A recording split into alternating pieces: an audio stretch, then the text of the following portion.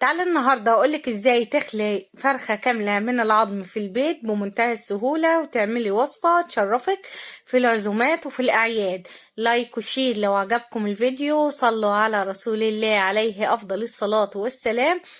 وتعالوا نسمي بسم الله ونبدأ في الوصفة بتاعتنا. أول حاجة بجيب فرخة كده كاملة، اي حجم انت حباه، كبيره صغيره مش هتفرق معانا. اهم حاجه عندي بتاع الفراخ تقولي له تحافظ لي على الفرخه زي ما هي كده، وتحافظ لي على الجلد بتاعها، مش عايزاك تقطعها. اول ما بتجيبيها طبعا وتغسليها بتبداي تمسكيها كده، تحددي من فوق على الصدر وتبداي تفتحي كده الجلد زي ما انت شايفه. وبعد كده كأنك بتخلي بانيه، بتبداي تخلي الصدر كده، بتنزلي على العظم وتبداي تسحبي كده لحد لما تنضفيه كويس قوي من اللحم اللي فيه. وباجي على الجنب التاني بنفس الطريقة من جنب العظمة اللي في النص اللي في الصدر، ببدأ اخلي بنفس الطريقة. بيجي هنا معانا الجناح، ببدأ كده اخلع الجناح لان انا مش محتاجاه اساسا. اللي محتاجاه في الوصفة معايا الكتف، مش هينفع اشيله. ليه؟ لان لو شلته هعمل فتحة في الجلد بتاع الفرخة وهبوظ الفرخة معايا.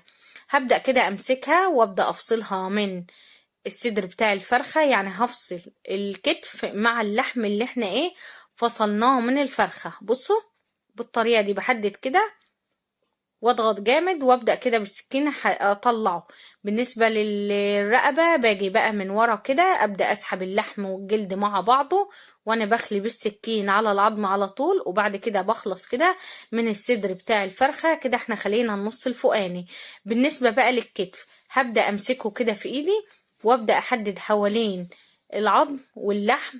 ببدأ افصل كده اللحم من العظم وابدأ اخده كده وانزل بيه كأنك بتشفيه. هو ما بياخدش وقت خالص على فكرة، الفرخة على بعضها ما خدتش 5 دقايق وانا بخليها. بس كده شايفين ميزة انا محتاجاها كده تكون مقفولة معايا، ما بصش الاقي نفسي قطعت الكتف وبوظت الجلد بتاع الفرخة. خليت الكتف التاني بنفس الطريقة. وبالنسبة للنص التحتاني انا فصلته كده، قسمته نصين، وبعد كده جيت على الورك الاولاني كده حددت على العظمة، وجيت من تحت بدأت افصل الجلد واللحم من العظم. بتبداي تحدديها حواليها كده لحد لما توصلي للعظم. وبعد كده الأوردة أو الخيوط البيضة دي بتبداي تفصليها كده بالسكينة. وبعد كده بتمسكي بصوا هي خلاص كده العظمة بتاعت الورك بانت أو الدبوس بانت معايا زي ما انتوا شايفين. ببدأ بقى أمسك كده وأبدأ أقطعها كده. هبدأ بقى أخلي الورك بتاعنا كأنه كتاب، يعني بتبداي تخلي من الجنبين، من الجنب ده ناحية العظمة ومن الجنب التاني لحد لما بخليها تماما من اللحم. وباجي كده في نص الورك وابدأ احدد برضو على الجنبين من ناحية العظمة. وبعد كده بالنسبة بقى في النص هتلاقي طبعا المفصل بتاع الورك بتاع الفرخة، بتبدأي تحددي حواليه لحد لما تخليه من اللحمة تماما. هنا برضو بتلاقي أوردة كتير للفراخ أو الخيوط البيضة اللي أنا بقولك عليها. بتبدأي كده بعد ما بتحددي بتبدأي كده تشيليها بالسكينة، بتدخلي كده السكينة وتبدأي تفصليها عن العظم. وبخلي بقى الورك كده، وكده خلص معايا أول ورك زي ما انتوا شايفين. باجي على الورك التاني بنفس الطريقة، بمسكه كده من تحت وابدأ احدد كده حواليه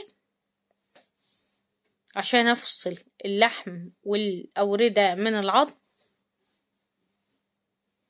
بصوا هي دي بتبقى ماسكه كده فبتبهدل معايا اللحم، خلي بالك انتوا بتخليها. بعد كده بمسك الدبوس واجي كده في النص ابدا افتحه كده، بخلي العظمه بتاعت الدبوس وبتاعت الورك. بعد كده فاضله معايا الحته اللي في النص اللي هي ماسكه الوركين ببعض، ببدا كده اجي من ورا وابدا اخليها. اهم حاجه وانت بتخليها كده تحافظي على الجلد بتاع الفراخ. وكده الفرخة معايا خلصت، ما اخدتش وقت خالص زي ما انتوا شايفين. حافظنا على اللحم وحافظنا على الجلد. باجي بقى على الصدر ببدأ اشيل اللي هي عاملة زي الصباع دي، الموزة اللي بتبقى في الصدر. وباجي على الصدر ببدأ اقسمه كده نصين، ببدأ افتحه كأنه كتاب عشان ابدأ املى بيه الفراغات. واجي على الصدر التاني بنفس الطريقة كده. ببدأ افتح طبعا الصدر ليه؟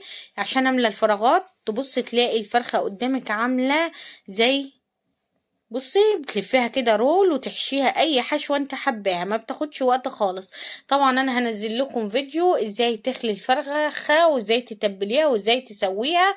فاتمنى بجد فيديو النهاردة ينال اعجابكم. لايك وشير. لو عجبكم الفيديو صلوا على رسول الله عليه افضل الصلاة والسلام، واستنوني في وصفات جاية كتير بإذن الله.